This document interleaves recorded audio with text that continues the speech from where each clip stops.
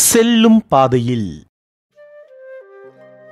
உன் வாழ்வில் நடந்த ஒன்றை நினைத்தால் உனக்கு இன்பம் தோன்றலாம், வேறொன்றை நினைத்தால் உனக்கு துன்பம் தோன்றலாம். ஆனால் எதை நினைக்க வேண்டும் என்பது உன் சுய விருப்பத்திற்கு உட்பட்டதே.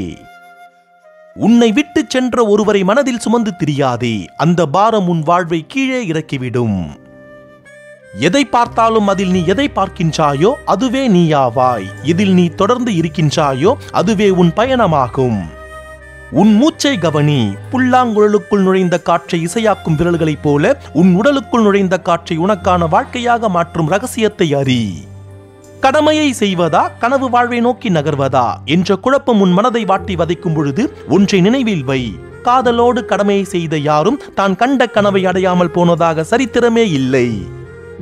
ஆசையே படக்கூடாது என்று புத்தன் ஆசைப்பட்டான். அதுவுமே ஒரு ஆசைதானே.